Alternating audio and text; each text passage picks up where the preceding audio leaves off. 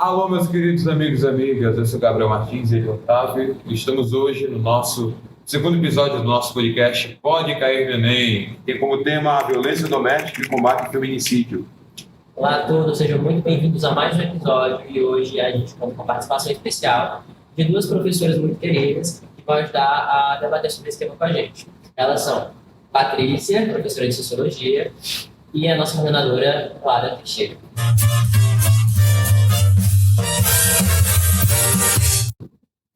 Professoras, eu queria saber, primeiro, Clara, o que a senhora pode comentar sobre o tema de violência contra a mulher e combate à violência doméstica, etc. Bom, gente, eu acho que o que a gente não pode esquecer quando a gente fala sobre esse tema, que é muito sensível e muito recorrente no nosso cotidiano, né? São as raízes desse problema, né? Nós vivemos em uma sociedade capitalista, neoliberal, misógina, né? LGBTfóbica. E, assim, as raízes históricas dessa opressão são muito antigas, né? Nós vivemos de uma sociedade colonial, patriarcal, onde a família é heteronormativa, um homem e uma mulher, que vão gerar os filhos, que vão ser os descendentes dessa herança, e o grande provedor do lar e o dono da casa é o homem, né? Então, o homem é o detentor do espaço público, o homem é quem toma as decisões, o homem é quem manda na casa, o homem ordena tudo, né? Ele tem controle sobre a vida das outras pessoas dessa família.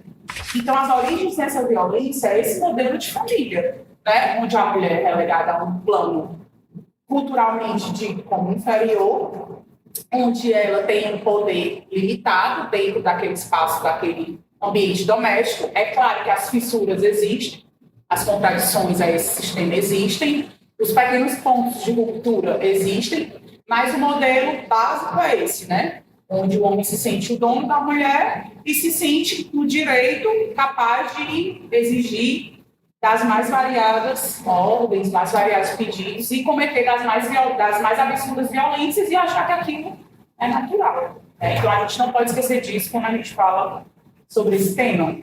Né? E, Patrícia, eu queria saber sobre esse tema, assim, você pode comentar e apresentar sobre isso.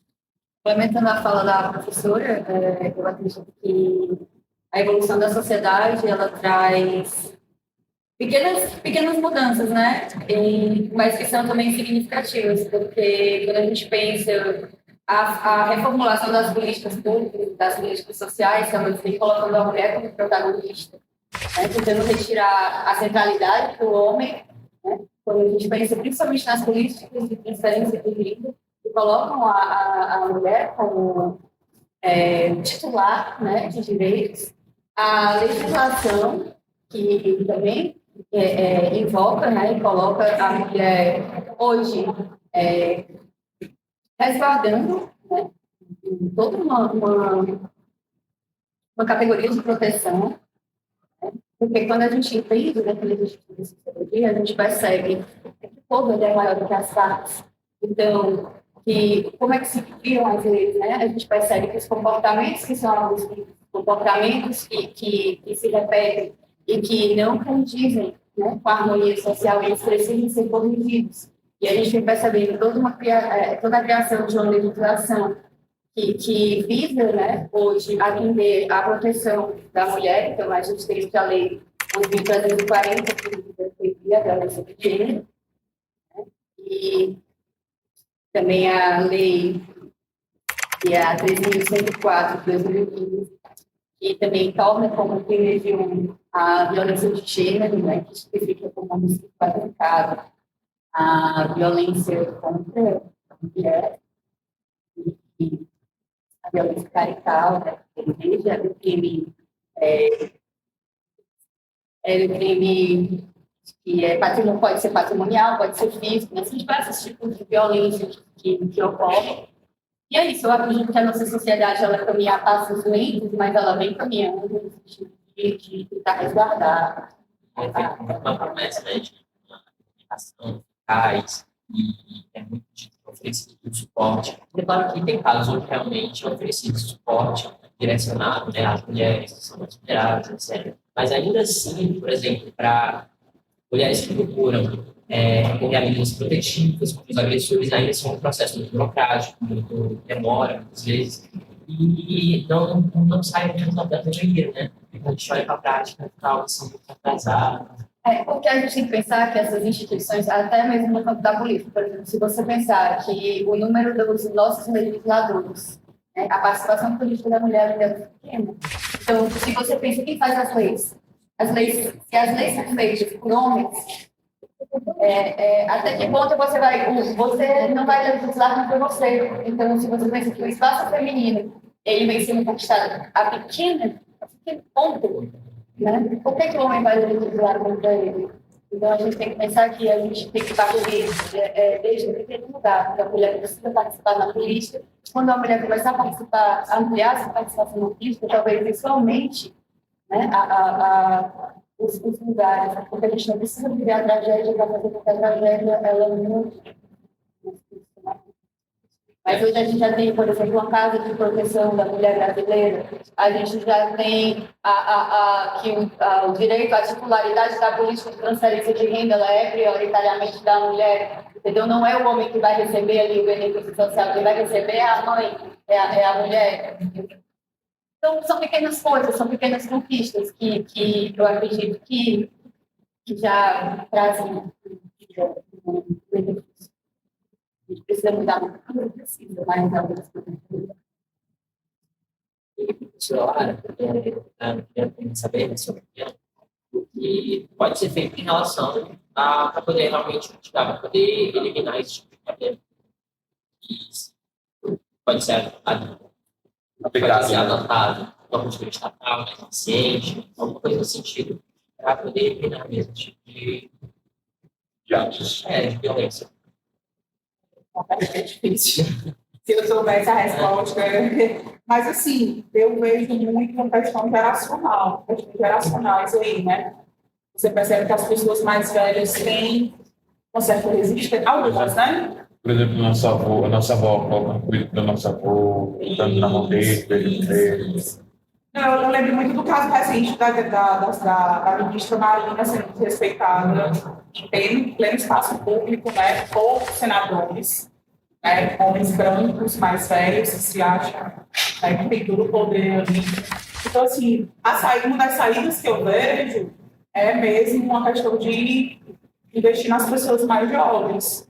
Né? Vocês estão tendo oportunidades de educação e de discussões muito diferentes das dos pais de vocês. A chave de tudo, né? Isso. Os pais de vocês muitas vezes não tiveram uma vontade de discutir sobre racismo, sobre capacitismo, sobre feminismo, né? Não estou dizendo que a educação vai resolver tudo. Não vai. A educação faz parte de uma sociedade muito mais complexa. A mídia, por exemplo, tem uma responsabilidade enorme sobre isso, não exerce sua responsabilidade, não exerce sua responsabilidade moral e cívica. O Estado, que tem que regular a mídia, também não faz. Né? Então, nós temos essas plataformas de redes sociais que precisavam seguir uma série de legislações que não seguem, essas legislações não funcionam. Então, assim, nós temos várias instâncias socializadoras dentro desse todo social que precisam fazer o seu papel, para que isso funcione. Né? Então, a escola faz o seu papel, o Estado faz o seu papel, né? Promovendo o engrenagem institucional para que realmente essas políticas funcionem. Né? Porque não adianta só fazer uma lei, tem que ter um aparato para que essa lei funcione. Né? São coisas complicadas? São coisas que exigem muito dinheiro? São coisas que exigem algumas décadas? Sim. Né? Mas isso tem que acontecer. Infelizmente, são diversas formas de violência, né? Violência sexual, violência moral, violência patrimonial.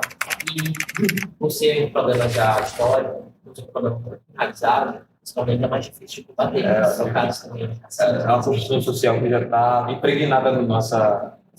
Mas entendam. Apesar de ser uma coisa extremamente impregnada e enraizada, ela não deve parecer impossível de mudar.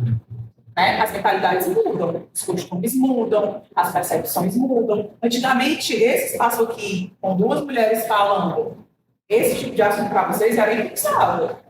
E hoje em dia é. E é um retrocesso que não vai mais voltar. né? Então, assim, a gente precisa não se acomodar com isso, naturalizar isso e ir sempre além, né? O que a gente pode fazer para que realmente essas novas discussões surjam e não voltem atrás, porque coisas como o machismo, por exemplo, eles estão sempre ganhando novas roupagens, né? Você vê esses red pills, por exemplo, eles deturpam totalmente o que é o feminismo, o que é a igualdade de gênero, o que são garantias de direito.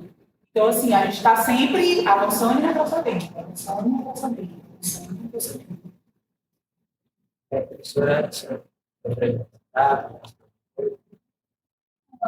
E